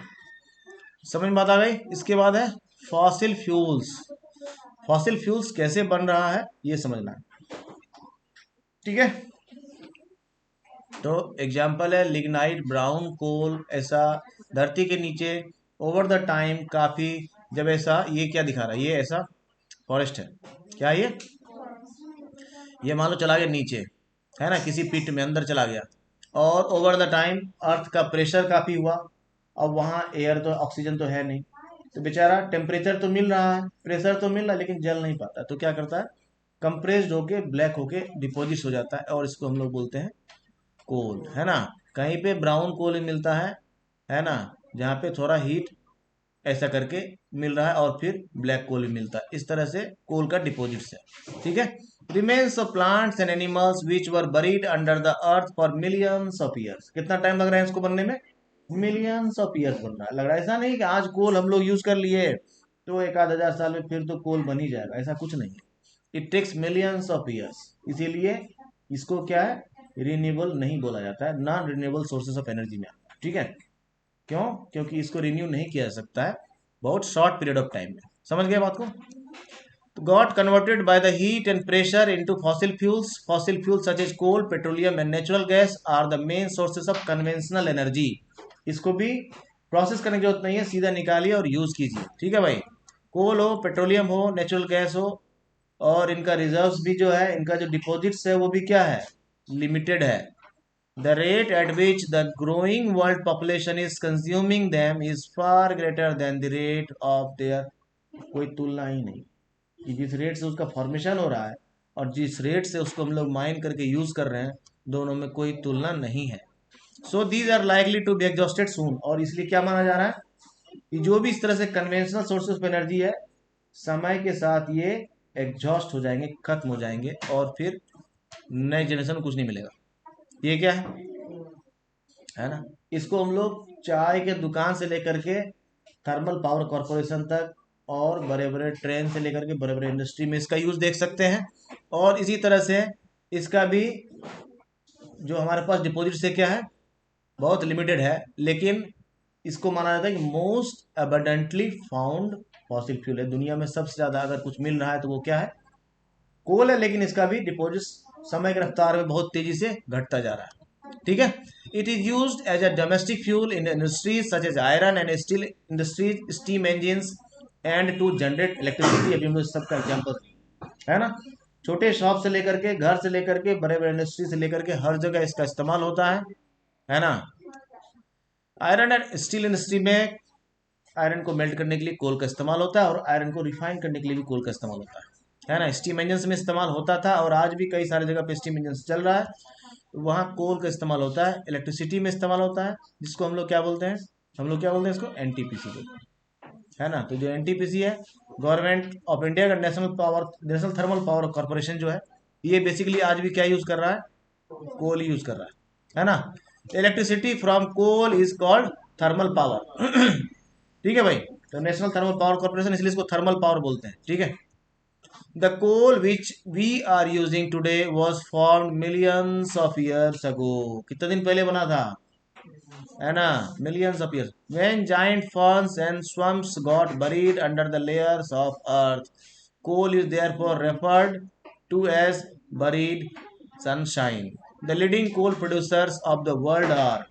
दुनिया में कोल का लीडिंग प्रोड्यूसर कौन है, हमारा पड़ोसी, फिर यूएसए, फिर जर्मनी, और हाँ रसिया, और साउथ अफ्रीका, और फ्रांस।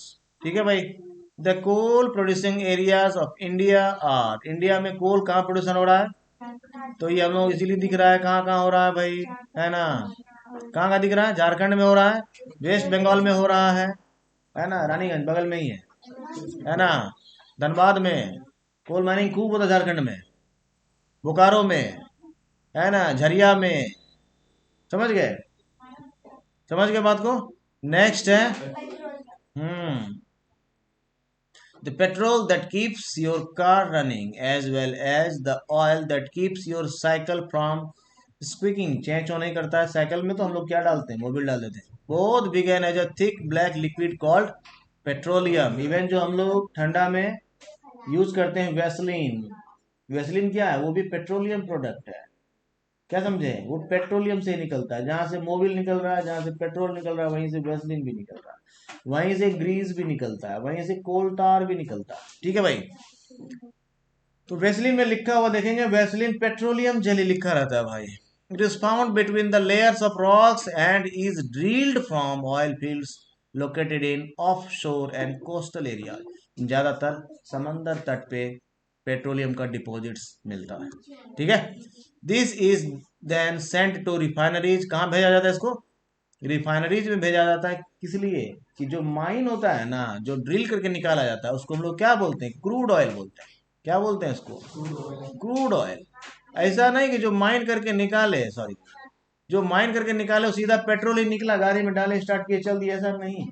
जो निकलता है क्रूड ऑयल निकलता है। और क्रूड ऑयल कैसा रहता है, ये कीचड़ जैसा रहता है भाई, ब्लैक कीचड़ जैसा, है ना। इसको माइन करके निकालते हैं और फिर उसको रिफाइन करते हैं, and the process is called fractional distillation. ठीक है, इससे निकल रहा है क्या, डीजल, इससे निकल रहा है क्या? पेट्रोल। इससे निकल रहा है क्या? Kerosene oil. इससे निकलता है क्या? Petroleum wax. देखो वैक्स दो तरह का होता है, एक जो है ना हनी बी के से निकलता है वो भी वैक्स ही है, और एक जो हम लोग लार्जली यूज करते हैं वैक्स वो पेट्रोलियम प्रोडक्ट है। ठीक है। और इससे क्या बन रहा है? प्लास्टिक। प्लास्टिक निकलता नहीं है उससे, प्लास्टिक का मेजर इंग्रेडिएंट निकलता है उससे। ठीक है भाई। और क्या निकल रहा है उससे? लुब्रिकेंट ऑयल, जैसे हम लोग मोबिल यूज करते हैं। Petroleum and its derivatives are called black gold. क्या बोलते हैं इसको? ब्लैक गोल्ड बोलते हैं।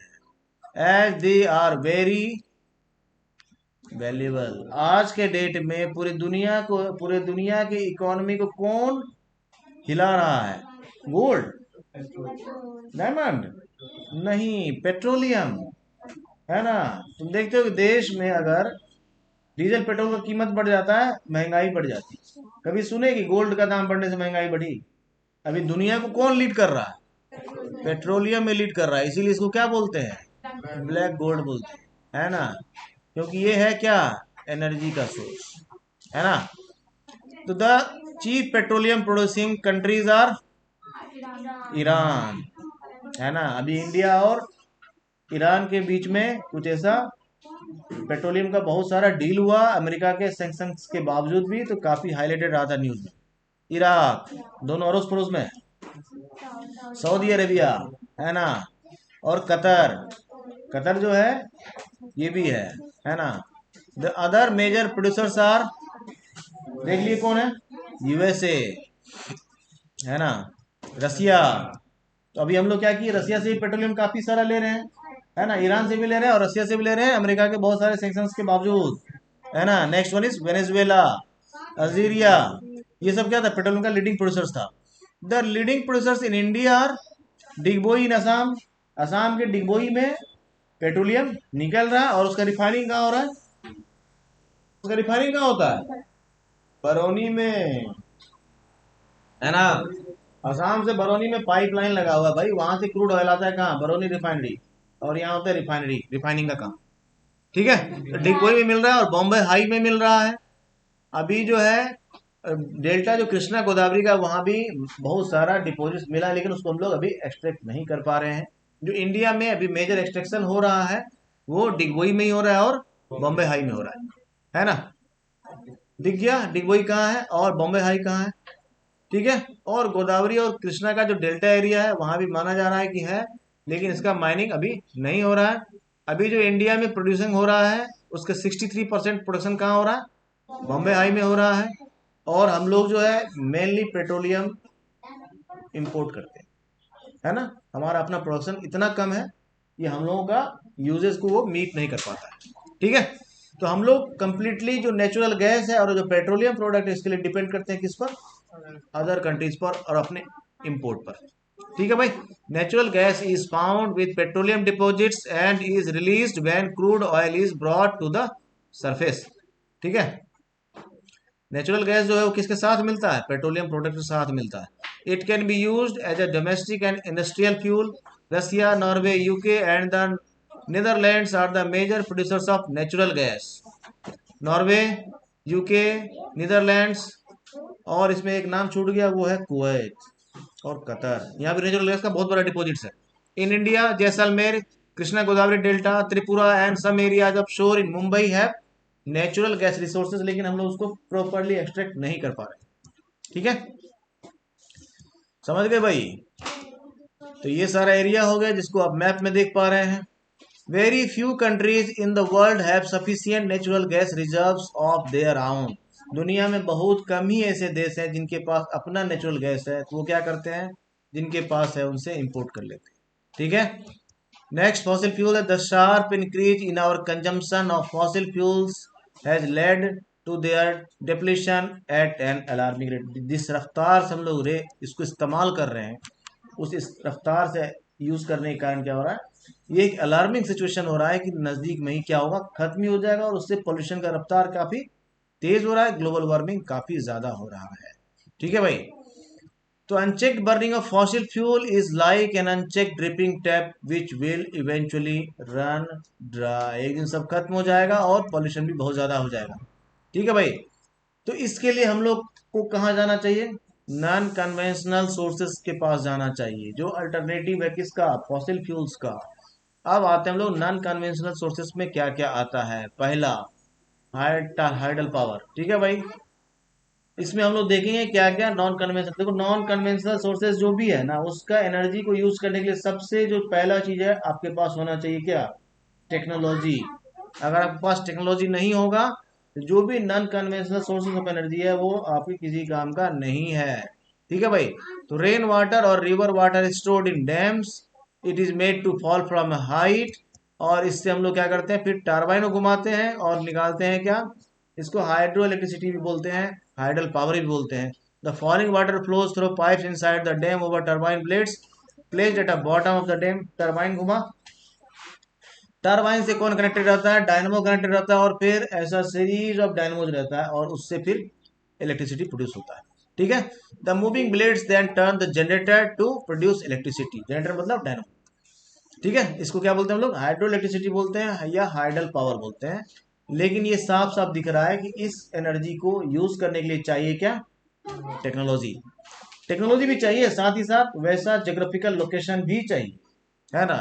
The water discharge after the generation of electricity is used for irrigation. बहुत सारा ऐसा मल्टीपर्पज प्रोजेक्ट है, इंडिया में भी है।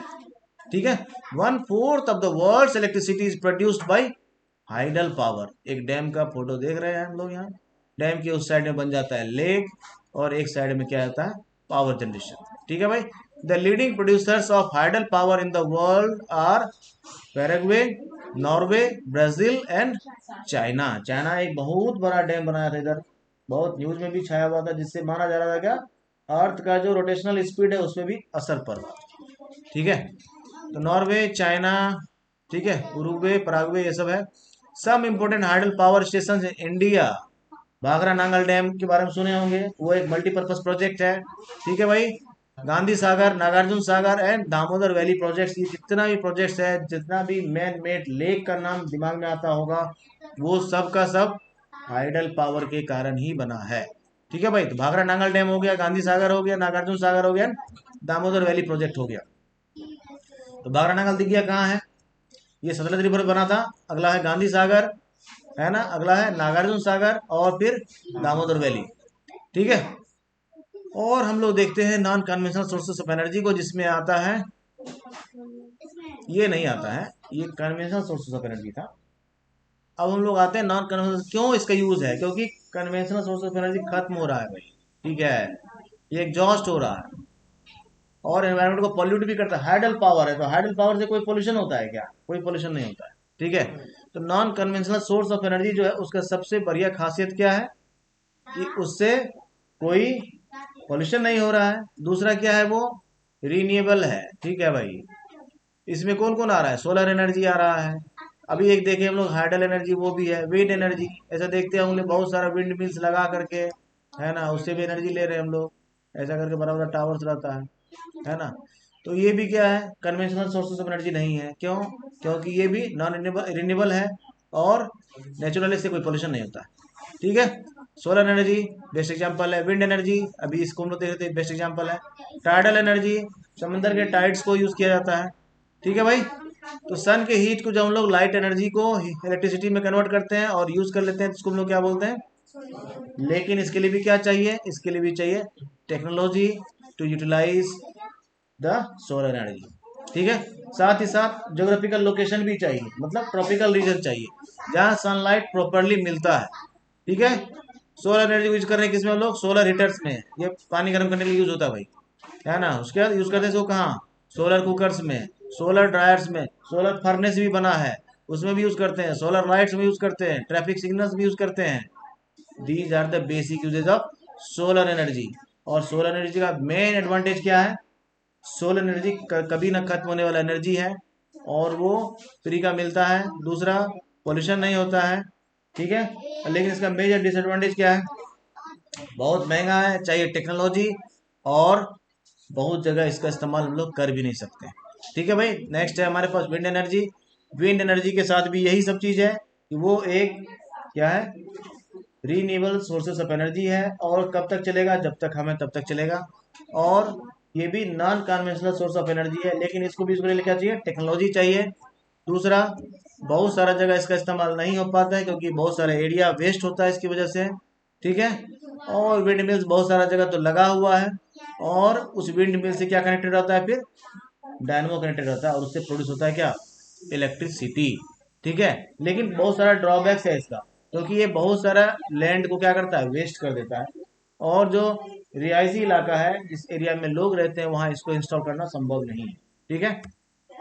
तो wind farms having clusters of such wind mills are located in coastal regions and in mountain passes where strong and steady winds blow। दूसरा, land भी इनफर्टाइल रहता है, तो वहां इसको इंस्टॉल करना ठीक है। ठीक है भाई। और ये इसका मेन यूज देखा जाता है कहाँ, नीदरलैंड्स में, जर्मनी में, डेनमार्क में, यूके में, यूएसए में, स्पेन में, इसी तरह की कंट्रीज में ये ज़्यादातर देखा जा रहा है। एडवांटेज इसका क्या है, लो कॉस्ट है ना, नॉन पॉल्यूटिंग है, सेफ और क्लीन है। डिसएडवांटेज क्या है भाई, ये नॉइज पोल्यूशन तो थोड़ा क्रिएट करता है, लैंड को वेस्ट करता है, और ये बहुत कॉस्टली सेटअप होता है। ठीक है। और ये डिस्टर्ब करता है किसको, रेडियो और टीवी रिसेप्शंस को, और ये बर्ड्स के लिए काफ़ी हार्मफुल होता है। ठीक है। और जिसकी तरफ आज दुनिया टकटकी लगाए देख रही है, वो है न्यूक्लियर पावर। ठीक है। सन जो है, it is the ultimate source of energy, and the next one is nuclear power.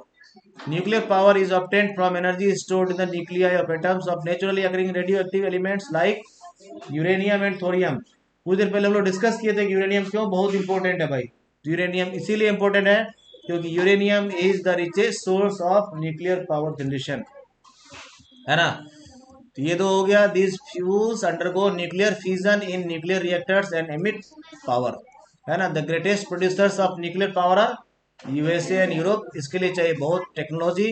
अभी इंडिया में भी इस पर काफ़ी सारा काम चल रहा है, और कुछ एक इसमें भी इंडिया में भी पावर प्लांट्स लगाया गया है। राजस्थान एंड झारखंड है लार्ज डिपोजिट्स ऑफ यूरेनियम, और इंडिया में कुछ एक जगह लगाया भी। थोरियम भी मिलता है हमारे यहाँ। ठीक है। मोनोजाइट रॉक्स जो है उसमें। The nuclear power station in India are located in कहाँ, कलपक्कम में, है ना, तमिलनाडु में पड़ता है ये कलपक्कम। और महाराष्ट्र में तारापुर जो प्लांट है वो वहाँ है ना। राजस्थान में भी है राणा प्रताप सागर में, और उत्तर प्रदेश में भी है नरोडा, है ना। कर्नाटका में है कैगा। ये सारा कुछ एक जगह ही है, लेकिन इंडिया में अभी ऐसा न्यूक्लियर पावर प्लांट का बहुत ज़्यादा नीड है। उस दिशा में हम लोग काफ़ी काफ़ी काफ़ी पीछे हैं। ठीक है भाई। न्यूक्लियर पावर प्लांट का खासियत क्या है कि लार्ज अमाउंट ऑफ एनर्जी देता है, लो कॉस्ट एनर्जी होता है, और इसका डिसएडवांटेज क्या है, एक्सपेंसिव है। मतलब इसको सेटअप इसका एक्सपेंसिव है, टेक्नोलॉजी बहुत हाई लेवल का चाहिए। और इसका जो सबसे बड़ा डिसएडवांटेज होता है वो ये है कि वो रेडियो एक्टिव वेस्ट जनरेट करता है। ठीक है भाई। नेक्स्ट है जियो थर्मल एनर्जी। धरती के नीचे काफ़ी सारा हीट है, इसको भी हम लोग क्या करते हैं, टेम्परेचर डिफरेंस को यूज़ करके इस एनर्जी को भी हम लोग पावर जनरेशन के लिए यूज़ करते हैं। ठीक है। ये उतना फिजिबल नहीं है, लेकिन फिर भी यूज़ किया जा रहा है। USA has the world's largest geothermal power plants, followed by New Zealand, Iceland, Philippines and central America. इन सब जगह पे जियोथर्मल एनर्जी को यूज़ किया जा रहा है। इंडिया में मणिकरण में जो पुगा वैली है, वहाँ इसमें किया जा रहा है यूज़, जो लद्दाख में है। ठीक है भाई। तो जियोथर्मल एनर्जी का क्या क्या एडवांटेजेज है, क्लीन है, इको फ्रेंडली है, हमेशा अवेलेबल रहने वाला है। डिसएडवांटेज क्या है, फिर वही डिसएडवांटेज, एक पर्टिकुलर जोग्राफिकल लोकेशन होना चाहिए, कॉस्टली होता है किसको, इसका इलेक्ट्रिसिटी को ट्रांसपोर्ट करना। ठीक है। Next one is tidal energy. तो टाइडल एनर्जी नाम से ही पता चल रहा है कहाँ पर हो सकता है पॉसिबल, समंदर के किनारे में पॉसिबल हो सकता है, और ये भी फ्री फंड का एनर्जी है, नॉन कन्वेंशनल सोर्स है। इसके साथ भी बहुत सारा ड्रॉबैक्स है उसी तरह से। और ये यूज़ कहाँ किया जा रहा है, रसिया में, फ्रांस में, और gulf of Kutch in India में बहुत सारा टाइडल मिल फार्म्स है हमारे यहाँ भी। ठीक है, गल्फ ऑफ कच्छ में। ठीक है। तो इसका क्या है, नॉन पॉल्यूटिंग है, इनएग्जिस्टिबल है, कभी नहीं खत्म होने वाला है। डिसएडवांटेज क्या है, वाइल्ड लाइफ को बुरी तरीके से प्रभावित करता है। ठीक है। और इसको हार्नेस करना थोड़ा मुश्किल होता है। दूसरा, एक पर्टिकुलर जोग्राफिकल लोकेशन में इस्तेमाल किया जा सकता है। नेक्स्ट है हमारे पास बायोगैस। बायोगैस को भी हम लोग इस्तेमाल कर सकते हैं, लेकिन इसके लिए जो सबसे बड़ा चुनौती है वो क्या है, इसके लिए चाहिए क्या, ऑर्गेनिक वेस्ट। जहाँ पर ऑर्गेनिक वेस्ट नहीं होगा वहाँ पे बायोगैस सेटअप नहीं किया जा सकता है। ठीक है भाई। जहाँ किचन वेस्ट नहीं होगा, अब एक आदमी के किचन में इतना वेस्ट तो होता नहीं कि वो ऑर्गेनिक वेस्ट से बायोगैस सेटअप कर ली। ठीक है भाई। तो इसमें क्या होता है, बायोगैस में बैक्टीरिया के द्वारा डिकम्पोज किया जाता है और नेचुरल गैस फॉर्म होता है, जैसे मीथेन, इथेन, ये सब फॉर्म होता है और उसको फिर हम लोग कुकिंग में, लाइटिंग में इस्तेमाल करते हैं। ठीक है। इसका एडवांटेज क्या है, बहुत लो कॉस्ट होता है, इजी टू ऑपरेट होता है और ये बायोवेस्ट हम लोग यूज कर लेते हैं। डिसएडवांटेज क्या है, ये ग्रीन हाउस इफेक्ट कॉज करता है, हर जगह फिजिबल नहीं है इसको लगाना। समझ में बात आ गई है ना। Energy saved, energy generated. अब देखना एनर्जी के बारे में कुछ एक चीज है, वो है कंजर्वेशन, जो मोस्ट इंपॉर्टेंट चीज है कि हम लोग एनर्जी को अधिक से अधिक यूज करने से बचें, मिनिमम यूज करें और समझदारी से यूज करें। अगर लाइट की आवश्यकता नहीं हो, फैन की आवश्यकता ना हो, तो उसको जला हुआ ना छोड़े, है ना। और हम लोग इस तरह से अगर बचाएंगे तो सब लोगों को लो कॉस्ट एनर्जी मिल सकेगा। ठीक है भाई। तो एनर्जी के बारे में हम लोग इतना सारा चीज देखें, एनर्जी का डिस्ट्रीब्यूशन देखें, एनर्जी का यूजेज देखें और कंजर्वेशन देखें और सबसे लास्ट में देखें कि एनर्जी को कैसे समझदारी से इस्तेमाल करना चाहिए। तो आज के वीडियो में इतना ही।